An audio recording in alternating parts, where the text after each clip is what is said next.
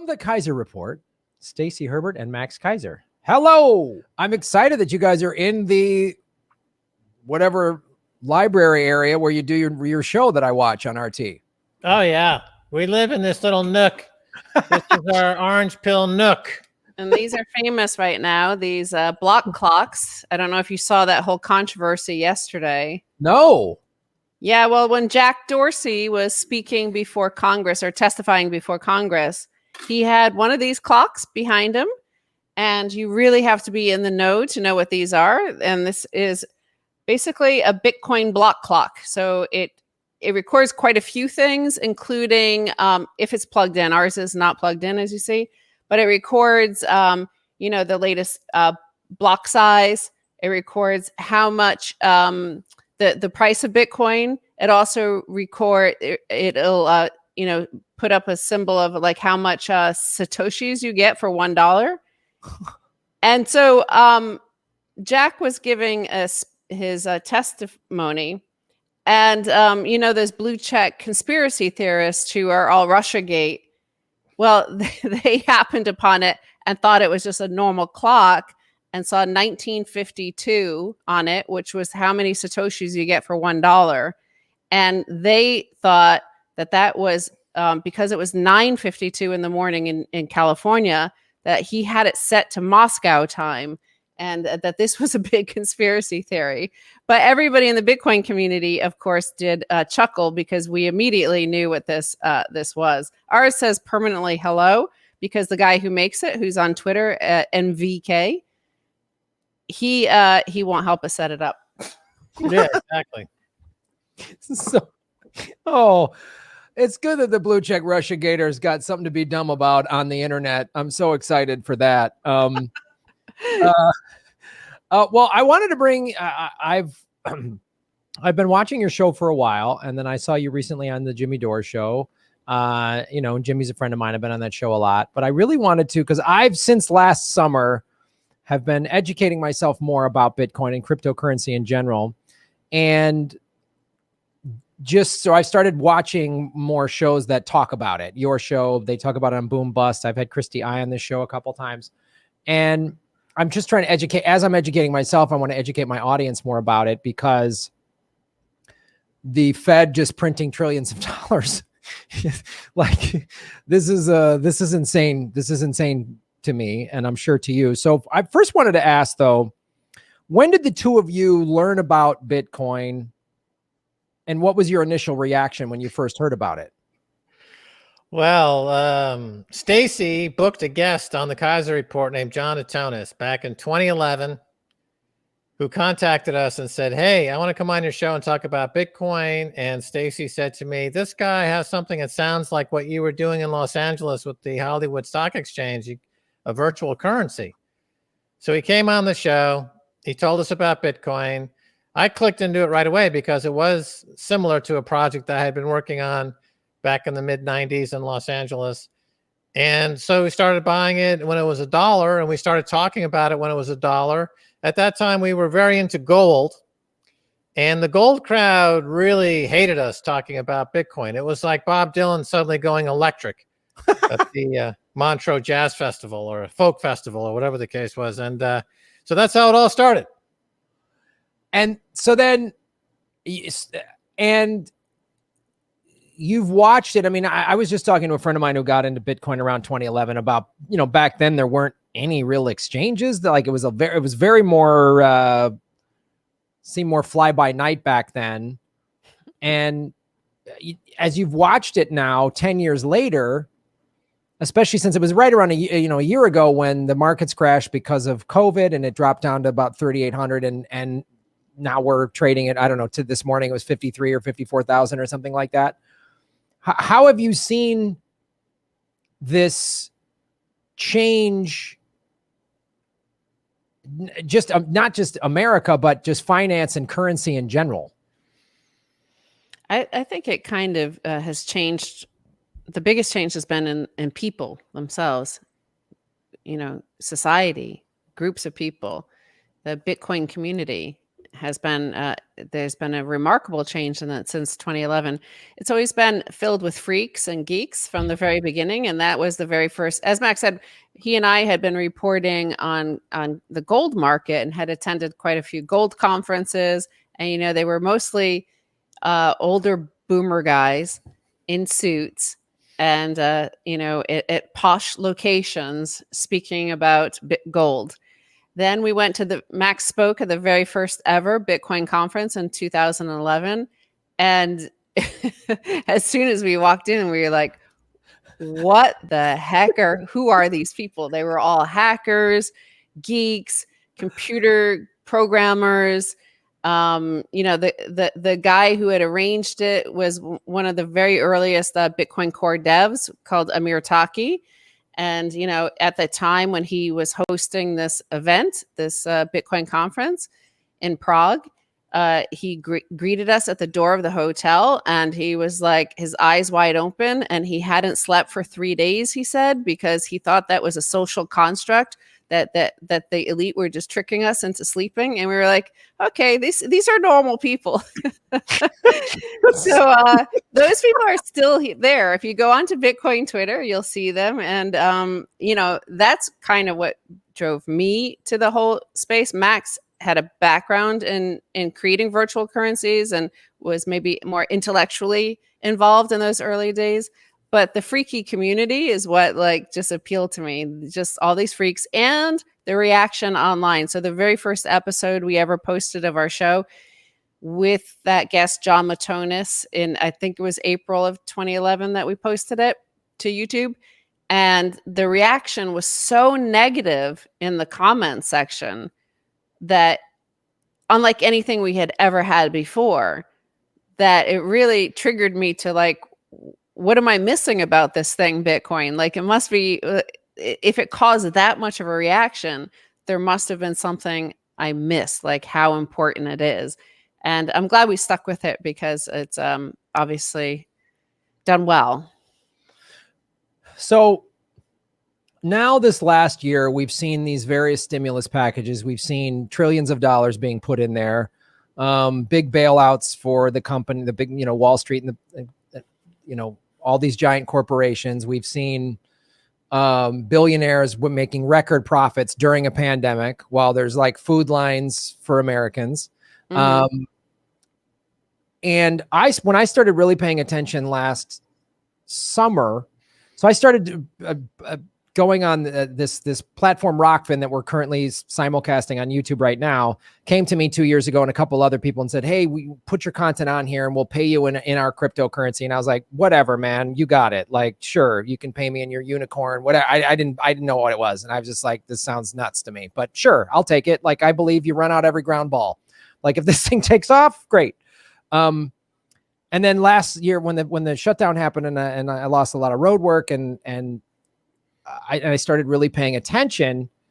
As I started paying attention, I started to see all this institutional money come in, even from people who maybe, and you guys follow this more than I do, the big banking people, 5 years ago, there's quotes of them going, Bitcoin is a Ponzi scheme or whatever. And now they're putting 5 to 10% of their assets in there for their company or whatever. How are you seeing this difference that just this last year from 10 years ago, where you had the guy that thought the elites didn't, wanted him to sleep or whatever, to now all of these massive companies coming in? Right. Well, Bitcoin is, and something I recognized also, because back in, I started my career as a stockbroker and I worked on Wall Street for many years. So that I brought that to Bitcoin as well as the technology background. And so the question from day one has always been, is Bitcoin a new asset class? It's not really a stock. It's not a bond. It's not a traditional currency. It's not fiat money. And so it was a little bit of everything, but also not like anything. And so if it's a new asset class, then that sets up a situation where all institutional money, all money under management, all banks have to own some of it because they are obliged by law to have exposure to various asset classes. And this is an asset class that would be sensitive to inflation and would be a way to create a safe haven against inflation or a store of value in an inflationary environment. So what we've seen in the last couple of years is more and more institutions and more money under management is concerned about inflation, and they're looking for safe havens. They're looking for store of value. As Paul Tudor Jones said, and he was really the first big institutional guy to come out in favor of Bitcoin, he said he thinks inflation's coming really hard, and he owns gold, but he owns more Bitcoin because he positions Bitcoin as the fastest horse in the race. So just looking at it in terms of classic portfolio allocation, you have to orient your money based on what your forecast is, what your outlook is for the macroeconomy, for inflation, et cetera. And you position assets accordingly. And here's this thing called Bitcoin, which is emerging as a competitor to gold. And yet it could potentially rocket a lot higher in an inflationary environment. So then money starts to move into Bitcoin. And then in the institutional market, it's a herd mentality, and it's a competitive mentality. So once one hedge fund starts to buy Bitcoin, then other hedge funds are obligated to take a look at it and start nibbling at it. But Mass Mutual was the first big insurance company to buy into it. We've got a sovereign wealth fund now in Singapore that's buying into it. Corporate treasuries like MicroStrategy and Tesla are putting it on their balance sheet. So all the layers of the financial system, every pool of capital from central bank on down to a mom and pop in their IRA account is now nibbling at Bitcoin. And the amount of investable capital around the world is, if you look at liquid assets, it's about 100 trillion. If you look at the global assets in total, it's about 400 trillion. Bitcoin is still under $1 trillion, or about 1 trillion.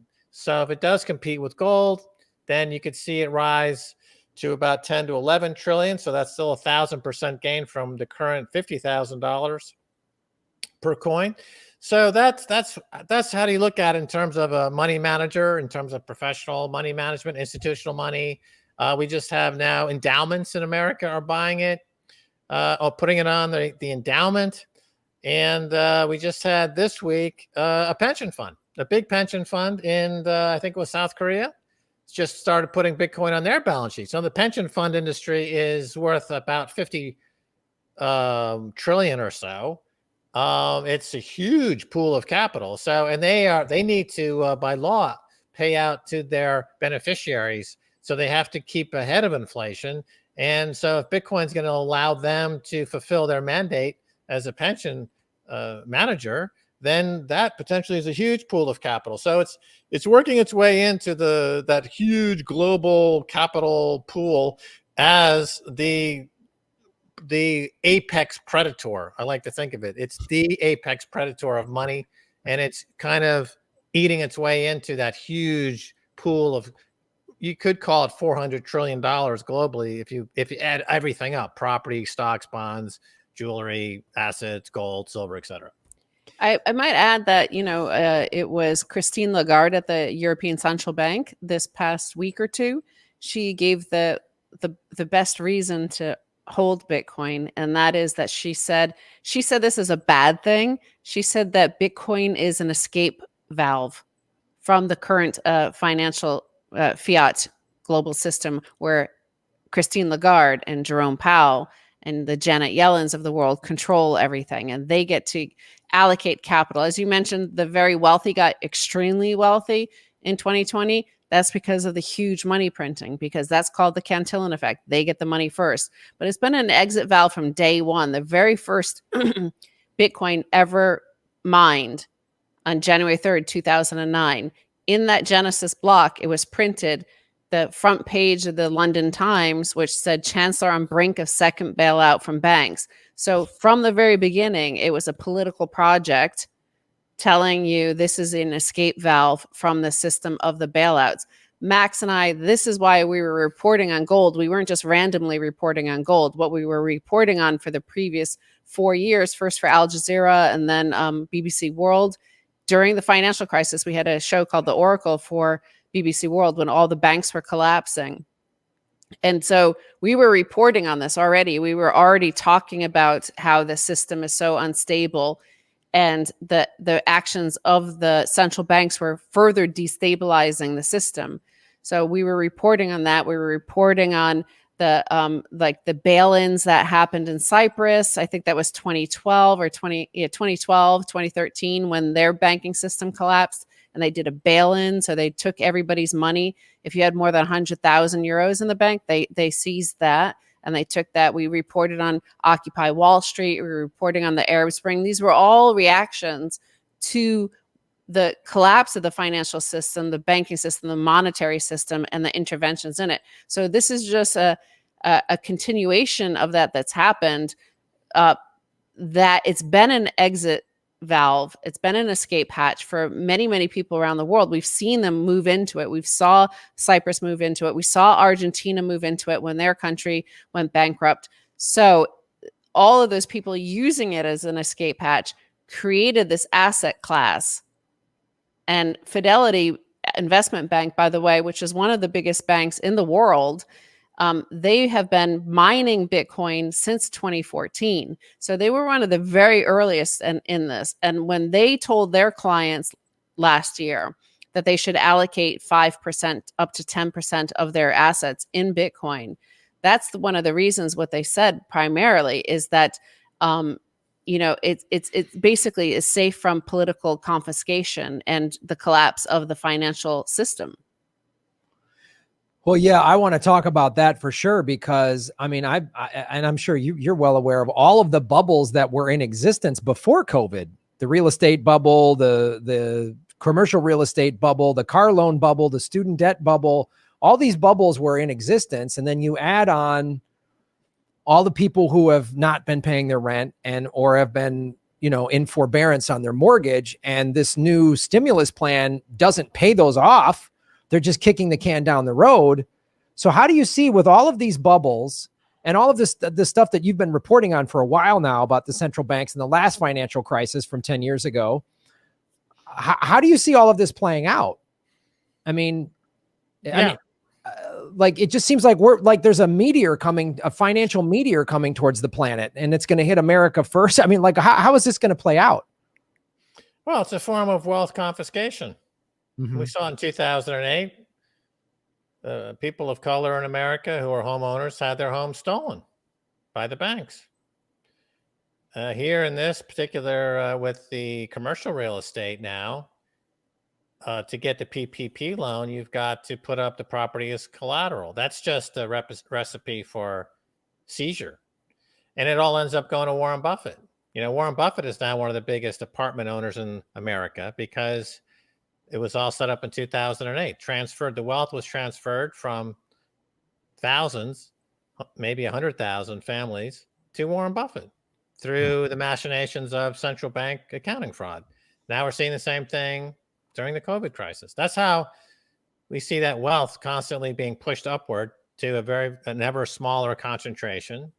And it's what I call neo-feudalism. So we're going to end up with oligarchy and feudal lords controlling basically 100% of the wealth. And we're going to have people just living on subsistence click farms for Google or Facebook, click an ad and get a protein pill. That's it. Also, you'll probably have an era of populism happen. Like, we'll have Donald Trump like leaders from both the right and left. Even Biden, whether or not he's totally there, mentally, who knows? But the fact is, like, he's promising to write off student debts. Ilhan Omar is proposing that all of those, the mortgages and rents that haven't been paid for the last year get wiped out. But you can't just wipe out. That's the problem. It's like it comes out either through inflation or taxes. So they'll just inflate it away. So the cost hits everybody anyway. Like, it gets paid. There's no free lunch. So it gets paid by somebody. But when that happens, when those debts get wiped out, we are reliant on the kindness of strangers, namely China, to continue sending us goods that we require for our homes. Look at all the stimulus checks. Some people put it into Bitcoin, and if they put it into Bitcoin at the first stimulus check, it's worth over 10,000 now. but many bought durable goods. The durable goods like exploded. All the washing machines, dryers, refrigerators, all of that came from China. So we just like sent all our money to China. So it's just further destabilization that will happen as this progresses. Yeah, I mean that's why part of the reason I started when the shutdown first happened, and I started looking at the first CARES Act, and they had something in the neighborhood of $4.25 trillion that was sort of hidden just for Wall Street. And I started reading the fine print of the PPP loans and even the SBA loans that are like, as Max was saying, you had to put your business up as collateral. Because I lost my house in 2008 because Obama and a little bit from Bush, but they both gave the banks a bunch of money and just let them steal my home. I mean, that's a whole story I've told my audience a million times. So this time I was like, I'm not going to let this happen again. And as I started paying more attention to Bitcoin, seeing how much it's going, that's why I've been trying to preach this as much as I can on this show. And then you guys have been doing it for a decade now. Like, what would you, I mean, I'm literally just saying, if you can afford it, take your stimulus check and buy Bitcoin. Like if you don't need it, if you don't need to pay bills, if you're not like behind on something and what do you say?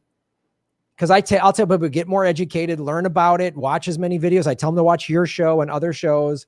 But what do you say to the person that's like new to this, just hearing about this, or they think, oh, I missed the boat. It's only 54,000 or whatever. Like I always explain, you can buy small parts of it. It's not like a stock where you have to drop the whole 53. But as you just said, Max, just a little while ago, that if there's going to be upwards of, whatever, 1,000 times investment from the 400 trillion that's out there globally, that's going to put Bitcoin at what per coin? I mean, that's 50 million a coin, right? So, what do you say to people who right now are like, I have a little stimulus money, I don't know what to do, and the inflation is coming, and the housing crisis is coming, like all these things are coming that seem like pretty dangerous. What do you tell people on how to deal with this? Right. So there's a few questions there. Number one, you can start with Bitcoin for as little as $10. You don't need to buy a whole Bitcoin. Stacy mentioned you can get something like 1,900 what are called Satoshis, which is a 1/100 millionth of a Bitcoin for a dollar. And so we have a affiliation with a company called swanbitcoin.com. And okay, I'll give you a little plug here. We have an affiliation with them. If you go there and you sign up, you'll get $10 free Bitcoin. You have to use Orange Pill, swanbitcoin.com/orange pill. Yeah. And okay, so I mean, we've been in this for 10 years. I know the company very well, and the people who are on the company, and it's a great company. I vouch for the company, and it's just Bitcoin, and that's important. So point number two is a lot of people that come into Bitcoin, they suddenly look around and they see, oh, this coin's only trading at $1, or this coin's 5 cents, or this coin, blah, blah, blah. Everything that's not Bitcoin is garbage. You have to keep that in mind. If it's not Bitcoin, it's garbage. Whether it's Ethereum, Bitcoin Cash, Satoshi Vision, Ripple, it's all garbage. They all came in after Bitcoin trying to compete with Bitcoin. They've all failed. Bitcoin's got more than 90% of the hash rate of the entire industry. And nothing any of those coins do, Bitcoin can't do already. And Bitcoin is the only institutional grade coin, right? Nobody at the Sovereign Wealth Fund of Singapore is buying, any of these garbage coins. So that's another thing to avoid. Don't get sucked into. And a lot of these exchanges, like Coinbase, for example, they offer all these garbage coins. And so people, it's really a problem, I think. I think Coinbase is a bad actor in this space. But they do what they do. Where Swan Bitcoin, they just do one thing, and that's Bitcoin. So the second thing is, can I just interject real quick? Yeah. I get that there's a lot of coins and tokens out there that I don't know what they do, but something like Ethereum is actually like like Bitcoin is like gold, and these other ones are like technologies or software in some cases. It seems like I don't know. And I hear a lot of other people that seem to be very knowledgeable in finance saying that like Ethereum is valuable and will go up, has gone up, will continue to go up. So how do you make no, that Ethereum is a scam. 60% of that Ethereum was what's called pre-mined before they even released it into the wild. And as it goes up, the insiders dump. So it's a pump and dump scam from day one. And that's true of all the Ethereum-like coins like Cardano and these other coins. They're all basically scams. They're exit scams, what we call exit scams. And there's nothing that Ethereum does. And Ethereum has never shown that it has any business model whatsoever. It was going to be the world computer that failed. It was going to be the decentralized autonomous organizations. They blew up. It was going to be initial coin offerings. They all got busted and thrown in jail. Now they're doing non-fungible tokens, another huge scam. And it's all tied to Ethereum, which is an exit scam. So again, I would avoid it. I've been doing this for 10 years. I would say I'm one of the more successful people in this business. But if people are free to make their own mistakes. Sometimes people need to make mistakes, get wrecked, as it's called, to, have that learning experience. And I'm not somebody who's going to get in the way of someone else's learning experience. If you want to get and learn what it's like to lose out and get wrecked, then by all means, have at it. I also have a few things to say on both of those questions. The first question regarding is the price too high is, people have to stop thinking like a poor person, essentially. Think like Max mentioned Paul Tudor Jones, one of the most legendary hedge fund investors of all, but also Stan Druckenmiller, another legendary hedge fund manager who, by the way, has never had a down year since 1981. They both are in Bitcoin now. Paul Tudor Jones got in at 4,000, but he said at 15,000 that he liked it even better at 15,000. Max also saw this sort of story with ordinary investors back in, 20 years ago. They would say, Berkshire Hathaway is too expensive. It's $50,000. I'm going to buy, pets.com because that's only $20 and that's going to go up more. So you have to think of the quality of the actual asset itself. So as the Bitcoin price increases, as Paul Tudor Jones and Stan Druckenmiller understand, as BlackRock, now the biggest investment asset manager in the world, that's the largest, they're now getting involved. They're not saying, oh, it's too expensive. They're saying, okay, now it's big enough for us to get involved in. This is a legitimate asset class that we can invest in and we could hedge against because it's big enough. So you have to start to think like that, like the mind of a gambling addict, somebody who goes to Vegas hoping like this is their way to riches. That's what you're doing when you go for one of those 8,000 cheap coins who, all they are offering anybody is a possibly you might land on red. Possibly you might get something that goes 1,000x for one day and then it drops to nothing. That's the only thing they ever offer because they can't be what Bitcoin is. Bitcoin is the first. It has the network effect. It has all of the best coders in the world working on it. It has the most security. The network is the most secure, and it has a reason to exist, and that is as a store of value. Nobody's asking for, a world computer. We already have the world internet. It's already there. Like that Bitcoin is digital gold for an internet age, a globalized world. It actually does better than what gold has done because gold is all in the hands of the central banks. It's all centralized, and that's a problem. Bitcoin decentralizes that and puts it into the hands of the people and is unconfiscatable. Nothing, these people trying to outcompete Microsoft or Oracle or those sort of entities. I don't. Yeah, I mean, a lot of these coins, other than Bitcoin, of course, the servers exist on Amazon Web Services. Yeah. So if you want to shut it down, you just call Amazon and goodbye. They disappear in a heartbeat. They're centralized. They have a headquarters. They have somebody who leads the project. They can be thrown in jail at any moment. And we're going to see a lot more of that as central banks get nervous. The low-hanging fruit are all these garbage coins. They're going to go after them if they feel like going after it. Bitcoin is unconfiscatable. There is no center. There is no headquarters. There is no guy to go after. It's completely decentralized. It's what we saw in the music industry when they launched Napster. Remember, Napster was the beginning of decentralized P2P file swapping at the beginning of BitTorrent.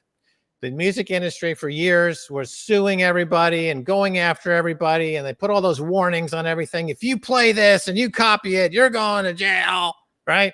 And then what happened in the end? They all had to change their business model. Now we have streaming services, and the music industry before Napster is dead. Same thing with now with banking and central banks. There's pre-Bitcoin and there's post-Bitcoin. Right now they're going through the phase of, I'm going to sue everybody. I'm going to shut you down. I can't stand this anymore. You got to change. Do it. Blah, blah, blah. And within 2 or 3 years, they're all going to be dead. That model is over. You don't need a bank. Bitcoin does something remarkable. It separates money from the state. It separates money from a bank. That's never, ever, ever, ever happened before. And the implications for that on society are profound and extremely positive. Yeah, that's the thing that when I first started to really study it was like, this is revolutionary. I mean, this is like a political asset in many ways. And so I want to ask you about this. So because they had the introduction in January, whatever, the Stablecoin Act, which seems pretty terrifying to me. And the United States, the IRS has just introduced the we're going to Operation Steal Your Money, whatever they're calling, whatever ridiculous operation, like Found Treasure. That's what it's called. Operation Found Treasure. The IRS wants to dig through anybody that's made money, and they claim that they're going to be getting people to, forensic accountants to go on the blockchain and see who's got what and try to charge you taxes. So how, since these central governments have realized they can't shut Bitcoin down, because it's decentralized, how do you see them reacting? I mean, we see some of them, like China just they have their digital yuan, but they're centralized, obviously. How do you see specifically the United States government with people like Janet Yellen, she just got a stern talking to by Liz Warren? Man, that's great. That's what Liz Warren's good at. Anyway, what's going to happen.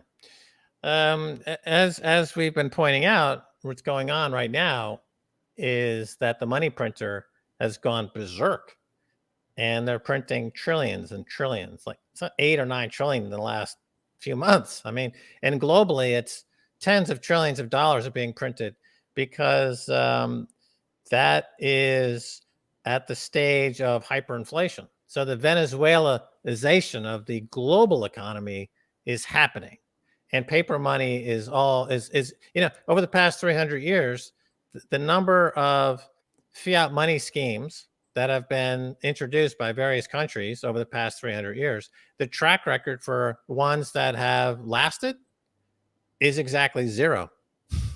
None have lasted or lost 99% of their purchasing power. So effectively 0. So therefore, I can say with a great deal of confidence that both the US dollar, the euro, the yen, and any other fiat money that's existent today will also go to 0, because they all have. Now, against that backdrop, the central banks, of course, and the governments are panicking. But also at the same time, because Bitcoin is global, you've got other countries out there who are saying, ha, ha, ha, ha, ha, the US is finally screwed up. They finally got themselves into such a bad situation. They're printing like $1 trillion a month. So what they're doing is they're buying Bitcoin and they're mining Bitcoin. And we're getting into a situation where the US has to come to Jesus moment and decide, are we going to let these other countries become richer than us because they own Bitcoin? Or are we going to let ourselves be relegated to third world status because the US government doesn't own any Bitcoin? And they're going to say, you know what, we got to get in this race. We're going to enter the hash race, what's called the hash war. And we're going to say, the IRS is going to say, hey, pay your taxes in Bitcoin. We'll give you a 60% discount. We'll give you an 80% discount. And I'll be like, well, give me a 90% discount and I'll feel better about it, right? They're going to be desperate for Bitcoin because Bitcoin is, like I always say, you don't change Bitcoin, Bitcoin changes you. all these governments think they're going to impose their will. They're going to change the law. They're going to make demands, right? Meanwhile, Bitcoin's like, I got you, bro. Like, it changes people. It's going to change governments. It changes everything. And to see it happening on the nation state level is not surprising. Well, we're in a globalized world, and this could bring quite a lot of peace, because since 1971, we've been on an all fiat standard backed by the US dollar, and the US dollar exerts its hegemony through that US dollar settlement layer. So all trade settles through the New York Fed, essentially, even for a fraction of a second before it settles between France and somewhere in Africa, for example. So the Fed and all the government officials in the Treasury understand that they're losing that exorbitant privilege. They're losing that sort of control mechanism. So that's on one hand internationally, but domestically, what you can read into some of the statements from both the Fed and the Treasury, who are starting to work more and more hand in hand, right? This is where the danger is starting to come in, is that we've had all these, especially since 2008, all of this overt, like huge quantities of money printing, which has mostly been from the Fed. And it's what the Fed can do. The Fed can't print money. What it can do is print credit. It could give credit to all these banks who, we all see, everybody could see it. We see the evidence. They've become fabulously wealthy. Jamie Dimon's a billionaire. Lloyd Blankfein's a billionaire from doing a basic utility function of running a bank. But they never give any of that money. It never trickles down to the people. So even the Fed is saying there's not much more we can do. But that's what they want to do with their, because the banks refuse to lend and they can't force the banks to lend. And you see that with the velocity of money, by the way, it's collapsed while the volume of money has increased so hugely. They're not lending it out. So what the Fed wants to do with their Fed coin is deposit it directly into your bank account. So they want to bypass what they would deposit it, directly into your wallet, that you don't even need a bank to go to be the intermediary. So our guest Simon Dixon once had a fascinating theory of what we might see for a prediction of the near future, is that he imagines a world where the bankers are going to be the ones outside in the streets in Zuccotti Park, demanding that the Fed restore their authority over the monetary system. Oh, that would be fantastic. Thoughts and prayers if the bankers lose their power. Thoughts and prayers. I'd be really bummed if that happened. Really, we'll all shed a tear. So let's talk about this though, since all this money printing. So I want to know how you think, because America is everything about America looks like, well, this is what a collapsing empire looks like. Even great, we got Joe Biden and now we've got fascism with a rainbow flag. We got good old fashioned Joe Biden's Democrat fascism. The neoliberals are going back to brunch, not caring that, whatever, Biden is still bombing everybody. We're doing everything that empires do. We're spending all our money on war. There's a handful of people with all the money. There's people living in the streets. Now you've got 26 million new guns were bought in the last year on top of the whatever 100 million that were already in this country. So how do you see with all of this financial collapse on top of just all of the things the American empire has been doing? Like, it seems like COVID really brought to light all of America's problems. Like, it just really pulled up the rug and showed all of our cracks and cockroaches and everything, all of our problems with racism, everything. And it just doesn't feel like America is going to keep going. So how do you see that? How do you see what America is going to look like? So I think it's important to understand that it will collapse, but for the ordinary person, it will get better because of that. So it has to collapse, because what you've seen since 2000 is extraordinary interventions to try to maintain the status quo. And it's caused more and more and more grief. And we see that with the extraordinary fact that there's an increase in mortality rates in America for the first time outside of war. That is extraordinary. The opioid overdoses that the cable news totally ignores, and that if they even pay attention to it, it's from, those Democratic corporate Dems who will be like, oh, these people are the losers that voted for Trump. Like that sort of state of being of our elite class is disgusting and immoral, and that has to end. It'll be better for them. And Max and I could confirm this because we've lived in Europe, and Europe used to have empires. Europe used to have, the reserve currencies, and their people at that time lived horribly. They live so well now, the ordinary European. They vacation 6 weeks a year, 8 weeks a year. They have medical care. They have all sorts of stuff that ordinary Americans do not have. And unless you've lived there, you don't understand just how much better they have it. So they are post-empire economies, and the ordinary person is doing fine there. You don't have the oligarchs and the trillionaires that live there like we do here. So that's important to understand. It was set in motion by the hero of the left, which is Bill Clinton. He set in motion with three things at the very last days of his administration. He set in motion the inevitable. It was inevitable. It would all collapse when he introduced, he got rid of Glass-Steagall. Max can go into these more. He introduced the Commodities Futures Modernization Act, which legalized gambling of derivatives, that the explosion in derivatives that destroyed the world and hollowed out. And it was a predatory system that hollowed out America and sent all our jobs overseas. That was because of the Commodities Futures and Modernization Act of 2000. And he introduced, he elevated the China to the World Trade Organization on terms that harmed American corporations and, American workers, and aided and incentivized U.S. corporations to send all their jobs to China. So those are the three things that set in motion this 21-year decline since then. And then he got out of office and rode around on Epstein's plane 26 times. But that's another story. He said 4. I believe him. He's a good guy. That's why he had Ghislaine Maxwell at his daughter's wedding. So this is the first take I've heard from anybody to say that actually post-empire is going to be better for the average American. Can you elaborate?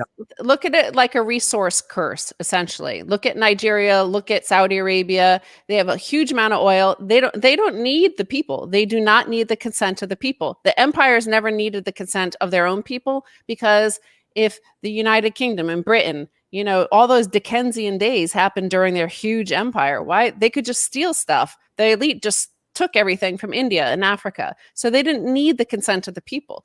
Once we no longer have the exorbitant privilege that only works for the top 1%, once that is gone, then they need the consent of the people. They need to start, that includes giving them dignity, giving them manufacturing jobs and wealth creating jobs and a real communities and culture. These will have to return because once we lose the reserve currency status. Now, the important thing, like a lot of people will feel like bristling, like I'm patriotic and I love the dollar, is like the way the fact that global trade and the world economy is set on the US dollar means that you cannot have a wealth creating job. You cannot have your manufacturing job and have the US dollar by necessity, because it's not gold. Gold is dispersed all over the world and you can dig it up and mine it. The dollar is printed at the New York Fed. And how do you get that dollar then to China, to Latin America, to Asia? How do you get those over there? Well, you have to have trade imbalances, right? They have to send you their goods, you send them dollars. That's the only way to keep that system alive. You have to keep on sending them dollars, right? So the only way to do that is to have a trade deficit. So that means you lose your manufacturing jobs. So that's why China, by the way, they don't want the yuan to be the reserve currency. They don't want to replace the dollar because they don't want a situation like America has, because they have 1.4 billion people and they often riot. There's like 90,000 riots a year in China. They don't want unhappy people. So what is the timeline do you see in terms of America's collapse? And then as America's collapsing, like will then Bitcoin be? I mean, Bitcoin's going up no matter what, right? Right. Well, the timeline is interesting, and that's what Bitcoin's telling us. Bitcoin's at 55, 60,000 a coin because it's communicating. It's a signal. It's discounting this future of a collapsed dollar and collapsed fiat money. Markets are discounting mechanisms. They tend to look ahead and give you a price discovery. And so Bitcoin's telling us today that the US dollar is in a hyperinflationary collapse against Bitcoin right now. So the dollar is dead, except we just haven't buried it yet, but it died. Yeah, follow up on that, because that's really interesting, the price signals. And that's something we've covered on all our shows for years now, is that it is the elite who, I mean, I don't know if it's necessarily bad intent, but they were just trying to keep everybody calm about the situation and the disintegration of their authority by hiding the signals. So like when the money printing happens, when all of that government debt accrues, what used to happen is something called the bond vigilante. So the bond investors would increase interest rates, right? They would demand higher and higher interest rates because they would see that the government had way too much debt that was outsized, right? So they're like, well, I'm not going to lend to you. I'm not sure I'm going to get paid back. So I'm not going to lend to you for 2%. I'm going to charge you 7%. So the Fed has destroyed those bond vigilantes, crushed them, because they started buying bonds, which they hadn't ever done before. They just started buying all the bonds. They were the buyer of first resort. They just bought, and crushed the yield curve. So they were destroyed. Then the gold market as well. Gold bugs used to be a way to signal to the markets once, remember back in the 70s, gold prices went from like $35 when we went off the gold standard up to $800. A huge move.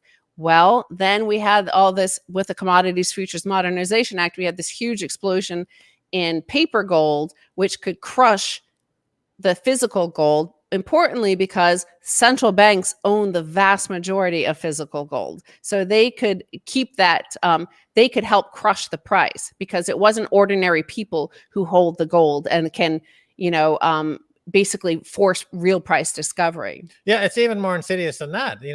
10 years ago, the what's called M3, which was showing the money printings that's going on by the government, it got to levels that were scary.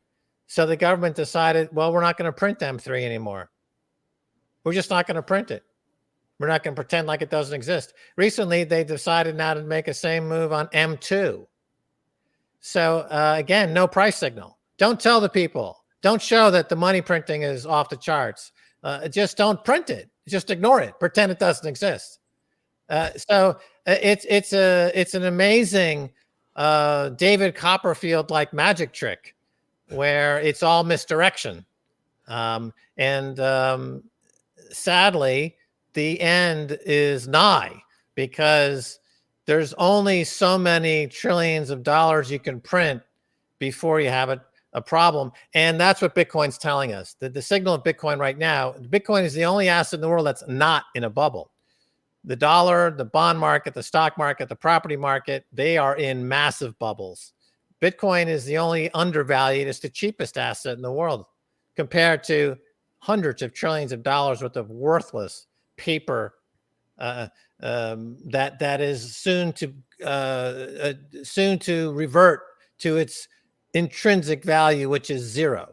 And while they've crushed all those price signals. And what do you see now in that political space? Any of the signals, they were just telling you the truth, right? That this is an untenable situation, that you can't just keep printing all this money. So they crushed those in order to maintain their delusions that they have any control over the global economy anymore.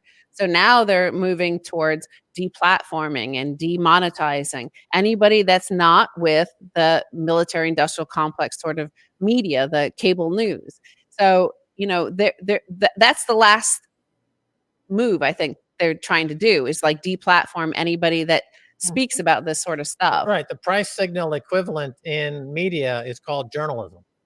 Yes. To get rid of that price signal called journalism, they're madly trying to deplatform so that there is no signal coming from investigative journalists, because that would be a tantamount to admitting fraud and admitting guilt.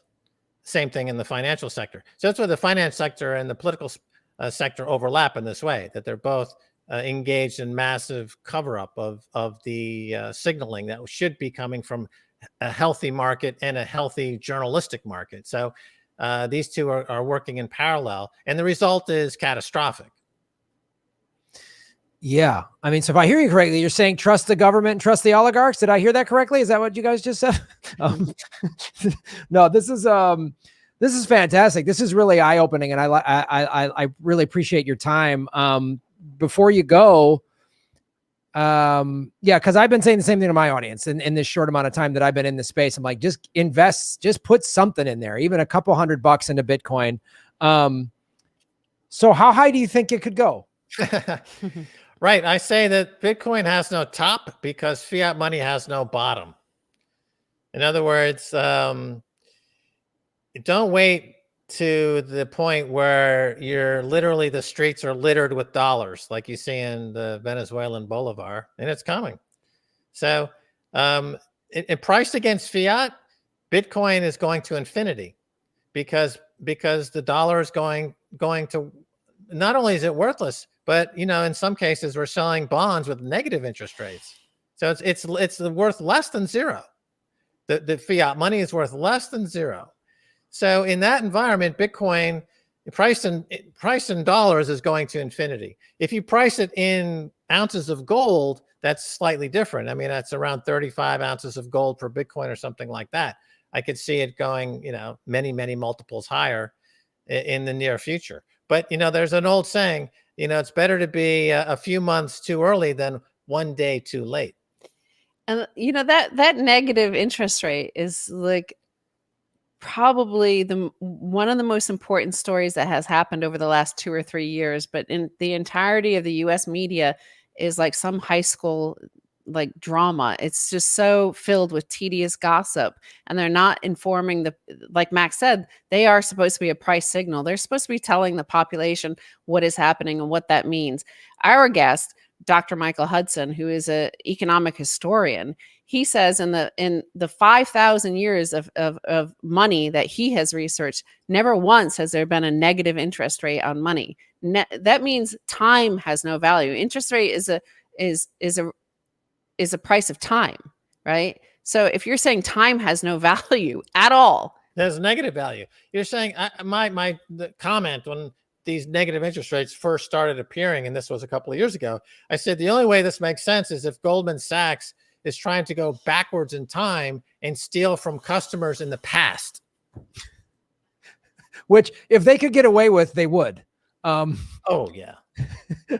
Well, I really appreciate the two of you taking the time to educate myself and my audience about this. Yeah, no, it's as I get more, because a friend of mine just bought some Bitcoin. He bought it like 59,000, and the price went down. He was like, "Oh man," I go, "Dude, you are not missing the boat at all," because as you say, whether you buy it at 53 or 60,000, it's going to go up to 500,000, 1 million, or infinity, as you've talked about. So it won't matter. It really. That's why, and I show my friends or in my audience that's like scared. Oh, it's too high. I missed the boat. I go, the big financial institutions aren't waiting for it to go down to 10 grand again, because they know it's not. They keep buying. They keep buying in. So you should put some in there. We're exiting. Think of this. We are exiting now the fiat dark ages. This is what history in the future, they'll look back at this time and say, and think of the past 50 years as the fiat dark ages, just like the Middle Ages and their dark ages. We exited that and went into the Renaissance, one of the most amazing periods in human history. We are entering that sort of thing. This is what we're not talking about, like profits and like, oh, I'm going to make some money on this. No, it's like beyond that. We're entering a Renaissance 2.0. And that is amazing. Those, like, you have to prepare yourself for good times now. It's going to get really good. You don't think there's going to be a period of like civil unrest and mayhem, and like January 6th is going to look like a Disney parade? Hey, Bitcoin does this to you. It hardens you. It changes you into a different person. You go from a high time preference individual to a low time preference individual. Do you think Da Vinci and Michelangelo were like, ooh, there's bubonic plague and half of Europe just died. Ooh, there's the Inquisition and everybody's being tortured to death. They just created freaking great art. And that is because, Florence was the home of the florin, which was the most trusted unit of account globally at that time. So I think we're entering that sort of time, don't you, Max? Yeah. The thing is this, that with fiat money, it's stable, but you're guaranteed to lose purchasing power. With Bitcoin, it's volatile, but you're guaranteed to increase your purchasing power.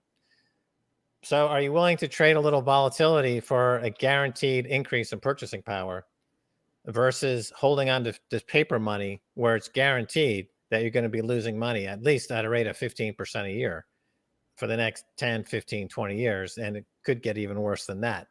So that's the thing you have to ask yourself. As far as social unrest that comes with it, the founding fathers said that here's a republic. I hope you can hold on to it. And, if every 50 years or so, there needs to be a revisitation of an insurrection to some degree, that would be perfectly normal.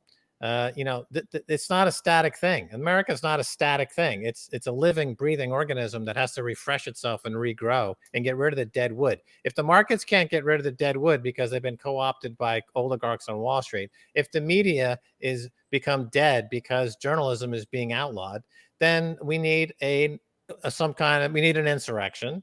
And with Bitcoin, it's a passive, nonviolent social insurrection. It's a nonviolent insurrection of the people, for the people, by the people, to get rid of the oligarchs. And we're going to be a lot better off post fiat money.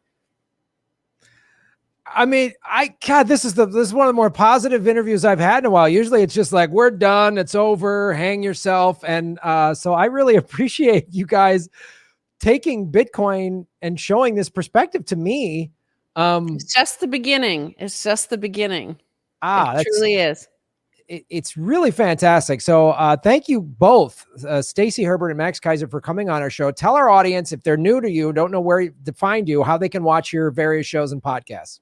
So go to youtube.com/orange pill, which you'll find our podcast there, because we have such a face for television. Of course, we have to put ourselves just on television. Also join our Telegram group, because that is the hangout for Renaissance 2.0. It's relentless optimism in there. If you're looking for relentless optimism, go in there and hang out in the Telegram group, t.me/orange pill. If you're looking for relentless pessimism, don't go there. Go to Rachel Maddow show. Okay. we actually boot out anybody who's a Karen, a negative, a downer. Like, nobody wants to hear your complaints. Go away. So those are the two best places I would say to find us. Yeah, totally agree. That's where I hang out. In our Telegram group, we have nearly 25,000 people, and it's just 24 hours a day. Everybody's on there relentlessly optimistic, and you'll find good times and people that, really, really positive, optimistic people, and they'll help you along your way. If you're feeling any panic, if you're feeling a little bit scared, hang in there, and you'll see that good times are ahead. They're here now, in fact. I really appreciate that. I was thinking about how do I get out of America, because it's going to collapse, but I listen to you and I feel like I should stay and make art. That's what you should do. I think I wouldn't leave. Hey, we came back. We were in Europe for 15 years. Yep. We're back here now. So it's there's a lot of hyper Bitcoinization. The Bitcoin community in America is huge compared to Europe, partly because Europe has it so good right now, right? Like, as I said, the ordinary person lives so well, and they're like, they don't know. In fact, I think they're less likely to understand what's about to hit them than any ordinary American. And the Bitcoin community in America is one of the best in the world, I think.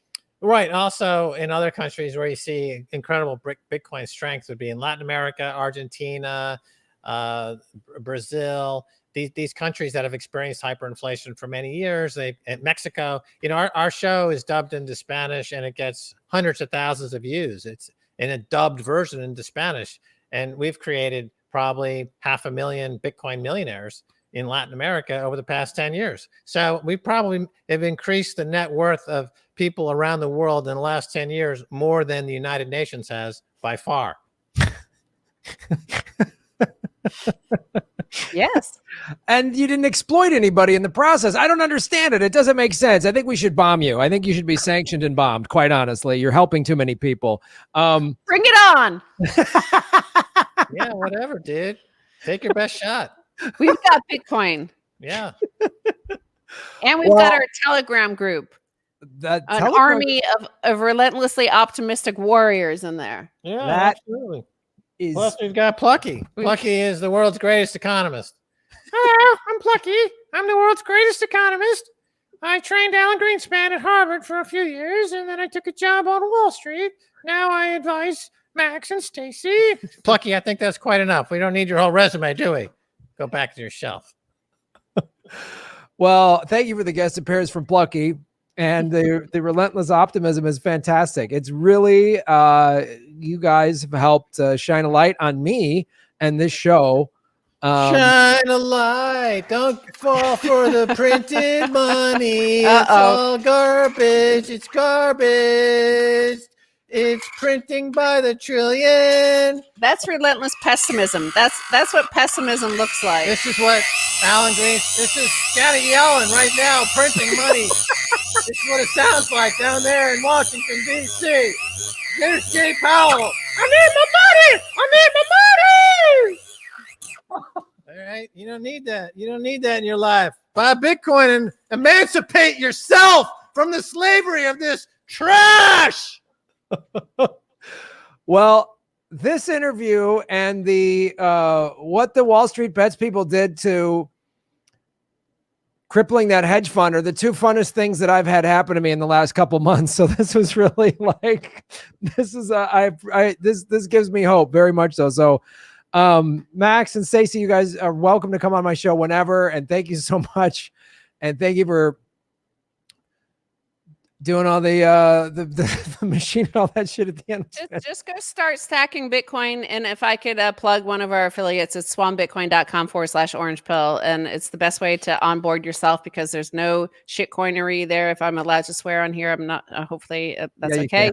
But they give you $10 worth of sats for free. Okay. So you're not going to stress that. That's last word. Actually, that's a good thing to think about is a lot of people do get stressed because Bitcoin is quite volatile, but there are an enormous number of ways now to just earn Bitcoin from like, we just got a debit card from a company called Fold. So you go to Fold app and you get a debit card. It's debit, right? So it's pulling from your bank account. You go grocery shopping, you go pay your utility bills, any of the stuff you pay every single month, and you get sats back for it every single time. So I just went to Whole Foods earlier and I got 3,500 sats. That's about $2 worth, right? But it stacks up every single time you're shopping. Sometimes you get, you also get to press a button, a little spin wheel, that you might win a Bitcoin, you might win more rewards. The last time I went to Whole Foods, I got about $15 back in sats. Yeah, what's amazing is that because Bitcoin's gone up 1,000% in the last year, all the grocery shopping we've done over the past year and all the bills we've paid and the Obamacare bills, we've actually made 900% back net of cost. Because you've been using this debit card? Yeah. Yes, you just use the debit card. So it's a good way to stack sats without having to worry about like, oh, I spent $100 on those Satoshis and now they're down by 20%. You don't worry about that because it's just accumulating anyway, like airline miles. And you're, after a year and it's doubled or tripled and it's in your wallet and you're like, whoa, now I understand this thing. It reduces your cost by a fantastic amount. Every time Bitcoin goes up, your overhead just went down. Oh man, I love it. I've been seeing more and more of these exchanges putting these like, interest bearing accounts. If you store your Bitcoin in there, which is, but what's the name of this? That thing is sort of risky because you're not really being paid well enough, I believe, in our opinion, for the risk that you're taking. Because if it in Bitcoin is called not your keys, not your coins. So if you don't hold your coins, then they're not your coins. Yeah. So if you send it to one of those interest-bearing things, they hold it for you. And if that company goes out of business or whatever, you lose your coins, yeah, right? It's not worth it. I mean, Bitcoin's been appreciating at 200% a year for 10 years. So it makes no sense to take any risk whatsoever to stake them on some exchange for what, 5%, 4%? Now it's 2%, right? What's the point? It makes no sense. You're taking counterparty risk. You're taking all kinds of risk for what? You're going to make 200% if you just hodl it, put it in your cold storage and forget about it. Don't mess around with those exchanges. But the Fold card is different. It's a debit card. You get paid back Bitcoin or Satoshis, and it goes right into your wallet, and they add up. So what Stacy's point is that even if you don't want to put a nickel into it, you can just get some of these for free by getting this debit card. It pays you cash back in Bitcoin, right? So that's an easy way to earn Bitcoin. By just doing your normal shopping, you're going to earn Bitcoin. So if I understand correctly, you get this Fold debit card. So it's linked to like a bank account that has fiat currency in it, and you go to the store and buy whatever with fiat currency, and then you're paid rewards in Bitcoin. Yep. Yes. That's it. Yeah. That's it. Yeah. That's it. But nothing out of the ordinary. You're spending on, or you're already buying stuff on these, at Whole Foods or right. So like I'll load it up with $500 from the bank, and I'll go to Amazon, which I go to every day anyway, and I get sats back on every Amazon buy. You get 6% back at Amazon. 6% back on anything I buy on Amazon in Bitcoin. So now Bitcoin in the last year has gone up over 900%. So everything I bought on Amazon for the past 12 months during lockdown, I've been paid back.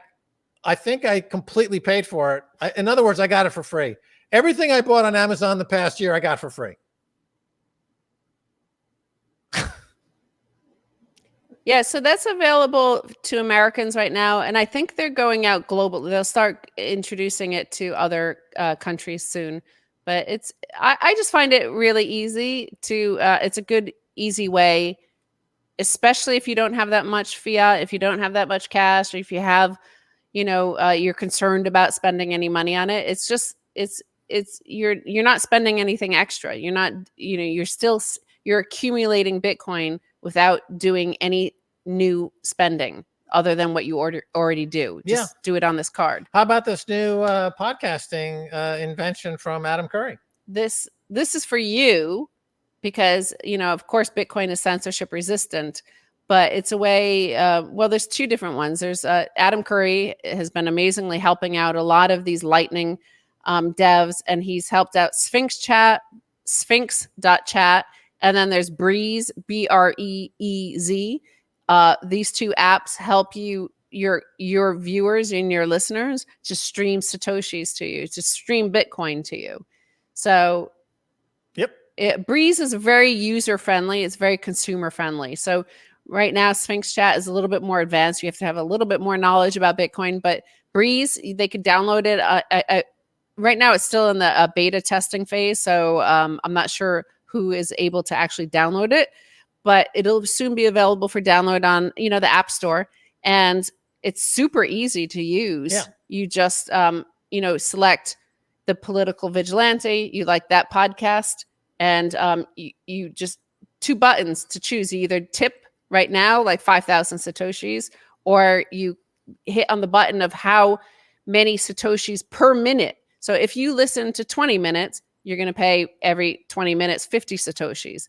If you listen to 40 minutes, it'll still, you'll be stacking up every minute. And you see it, like people are listening to our podcast as we speak right now. And it literally pops up every single second. Every single minute, you're seeing more and more Satoshis stream in. I'm getting Satoshis streamed into our wallet 24 hours a day.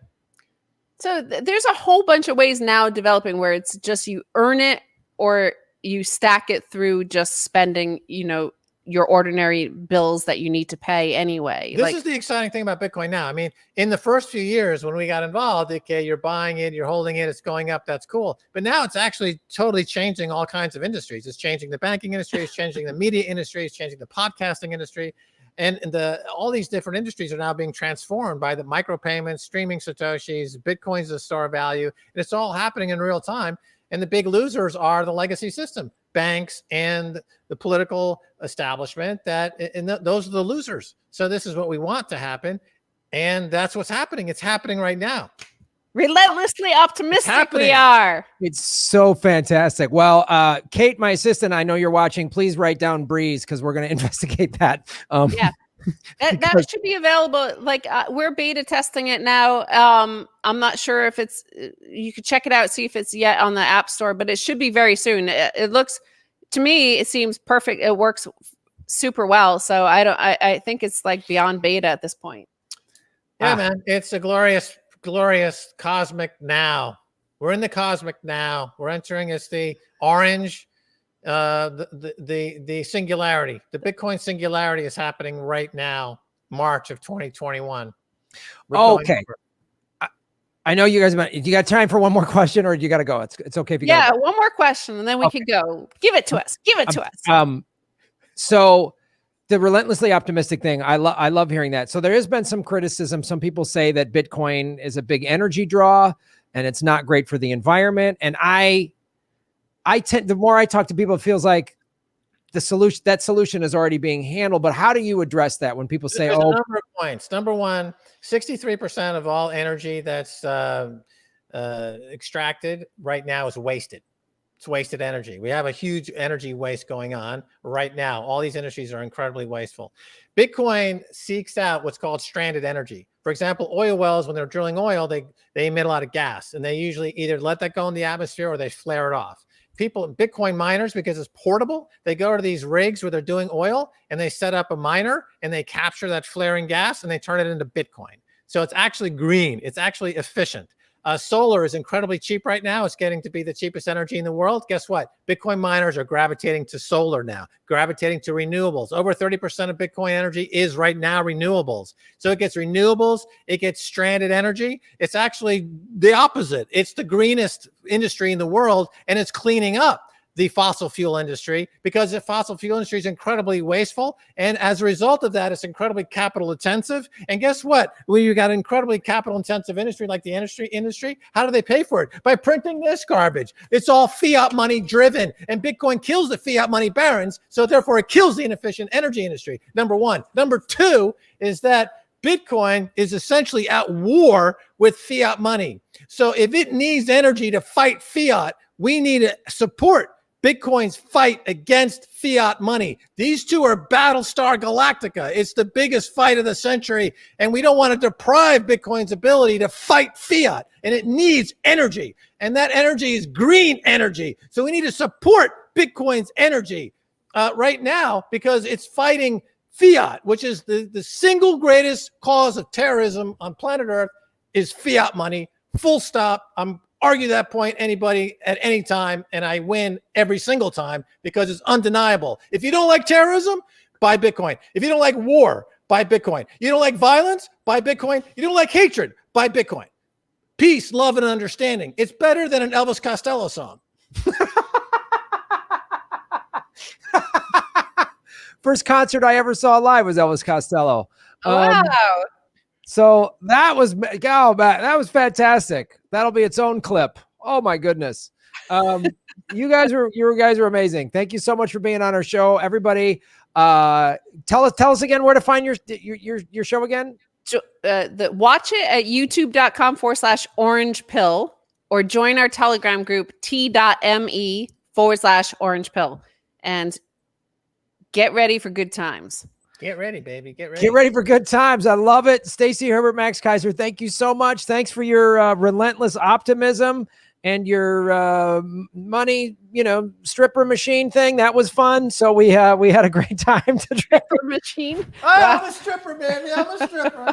I'll do my pole dancing, baby.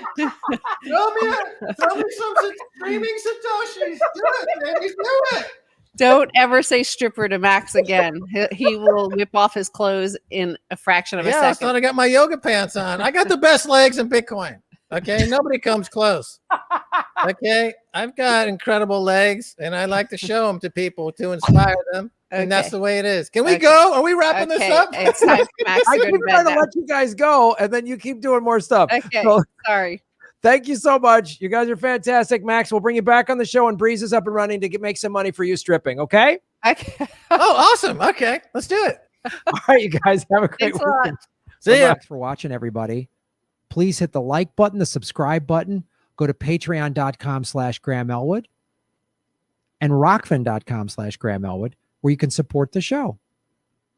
Also, I have a Bitcoin wallet, a Bitcoin Cash wallet, and an Ethereum wallet in the show notes. We're taking cryptocurrency. I have a Coinbase affiliation link. We're going to be getting on some other exchanges. So that's how you support the show. Make sure you hit the subscribe button. YouTube is unsubscribing us at an alarming rate. I have a PayPal button at grahamelwood.com. I even have a Venmo at Graham-Elwood. There's a lot of ways to support our show. We are getting crushed by YouTube.